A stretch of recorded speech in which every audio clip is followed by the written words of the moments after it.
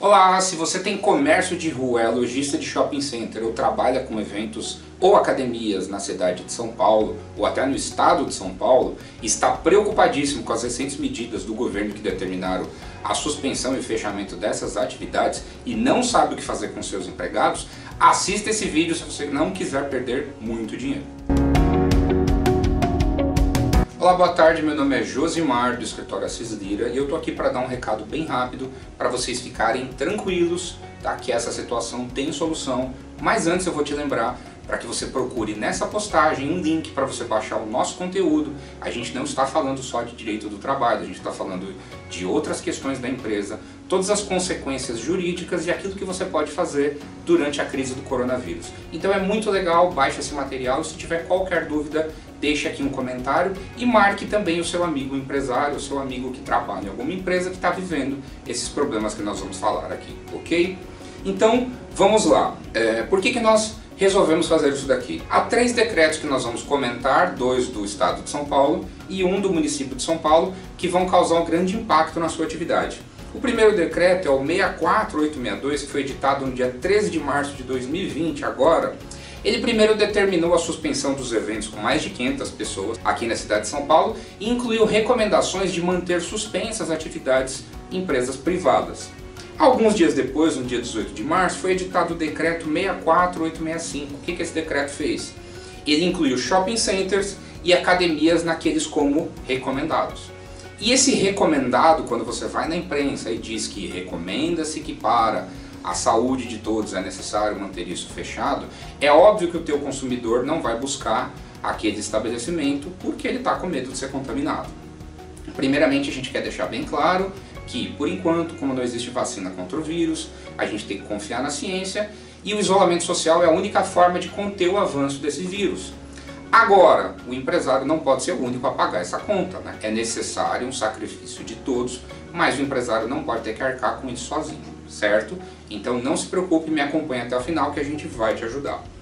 O que aconteceu? Alguns dias mais tarde, a Prefeitura de São Paulo editou o decreto 59285. Esse decreto não trouxe recomendação, ele determinou o fechamento do comércio presencial em São Paulo. No artigo 1º ele fala assim: fica suspenso no período de 20 de março a 5 de abril de 2020 o atendimento presencial ao público em estabelecimentos comerciais em funcionamento no município de São Paulo. Ele, na verdade, excluiu do funcionamento várias outras empresas, tá? Então, na verdade, o que nós estamos fazendo aqui e o que nós estamos falando é para quem tem lojista de shopping center, para quem tem loja de comércio de rua e para quem tem academia.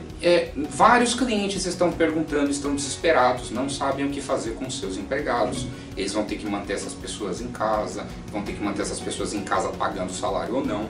A questão é a seguinte: muitos clientes já estão com uma situação financeira comprometida. E se a sua empresa é uma delas, ou se você tem várias filiais e de repente essa paralisação causar um prejuízo tão grande que você seja talvez necessário fechar uma filial, fica tranquilo que a lei te assiste. Curiosamente, a CLT, a tão temida lei dos empregados, né, Consolidação das Leis do Trabalho, ela tem 2 dispositivos que eu vou falar rapidinho que podem ajudar muito você. Em primeiro lugar, é o seguinte: se a interrupção das atividades, né, se for total ou temporária, e causar o encerramento da sua empresa, se o prejuízo financeiro for muito grande, atente-se para o artigo 486 da CLT, 486. Lá traz um princípio chamado fato do príncipe. O que é esse princípio? Toda ordem emanada do poder estatal que causa uma modificação tão grande que você não consegue se manter mais aberto. O que significa?